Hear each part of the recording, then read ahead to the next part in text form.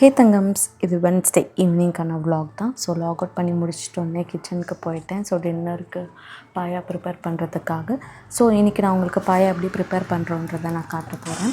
So first நான் 3 பத்தை தேங்காய் எடுத்துக்கிட்டேன்.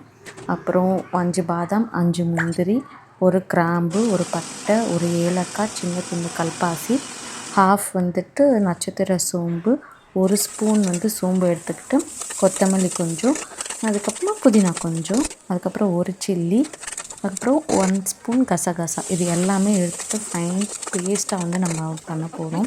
ஸோ ஃபஸ்ட்டு நான் ஸ்பைசஸ் மட்டும் பேஸ்ட்டாக பண்ணிக்கிட்டேன். அதுக்கப்புறம் நான் புதினாவும் கொத்தமல்லியும் ஆட் பண்ணலான்னு இருந்தேன். ஸோ அதே மாதிரி மிக்ஸி பிடிச்சிட்டு நல்லா ஒரு ஃபைன் பேஸ்ட் ஆகிட்டேன். ஸோ இங்கே பார்த்திங்கன்னா நான் 2 டொமேட்டோஸ் எடுத்திருக்கேன் அண்ட் 1 பெரிய வெங்காயம் எடுத்திருக்கேன். இப்போ ப்ரெஷர் குக்கர் ஹீட் ஆனதும் 1 ஸ்பூன் ஆயில், 1/2 ஸ்பூன் கடுகு, சீரகம், சோம்பு இது எல்லாமே பொரிஞ்சதுக்கப்புறமா 1 பிரியாணி இலை, பிரிஞ்சி இலை போட்டுக்கிட்டு நம்ம ஃப்ரை பண்ணிக்கிட்டோம். ஒரு 1/2 செகண்டுக்கு அப்புறம் நம்ம கட் பண்ணி வச்சுருந்தோம் இல்லையா ஆனியன்ஸ், அது போட்டுக்கிட்டு ஒரு 2 சில்லி போட்டுக்கிட்டு நம்ம ஃப்ரை பண்ணிக்கலாம். ஃப்ரை பண்ணிவிட்டு அதுக்கப்புறமா 1 ஸ்பூன் இஞ்சி பூண்டு பேஸ்ட் போட்டுக்கிட்டு நல்லா ஃப்ரை பண்ணிக்கணும்.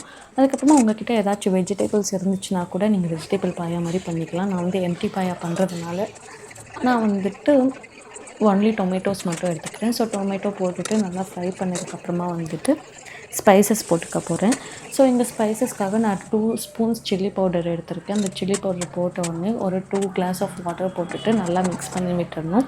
மிக்ஸ் பண்ணி விட்டதுக்கப்புறமா 4-5 கொதி வந்த உடனே ப்ரெஷர் குக்கர் ஹீட் போட்டு வச்சிடணும். ஒரு 2 விசில்ஸ் வந்ததுக்கப்புறமா இறக்கி வச்சுட்டு நம்ம ஆல்ரெடி பேஸ்ட் பண்ணி வச்சிடணும் இல்லையா தேங்காயெல்லாம், அதெல்லாம் அந்த பேஸ்ட் போட்டுட்டு நல்லா ஒரு மிக்ஸ் கொடுத்துட்டு அப்படியே ஒரு ஃபியூ செகண்ட்ஸ் ஸ்டவ் மேலேயே வச்சுட்டு நீங்கள் ஆஃப் பண்ணிக்கலாம். ஆஃப் பண்ணி முடிச்சதுக்கப்புறமா நம்ம ஓப்பன் பண்ணி பார்த்தா எம்டி சால்னா ரெடி. ஸோ சுட சுட தோசையில் இந்த சால்னா பாயா போட்டு சாப்பிட்டா அப்படி இருக்கும். எப்படி இருக்கும்?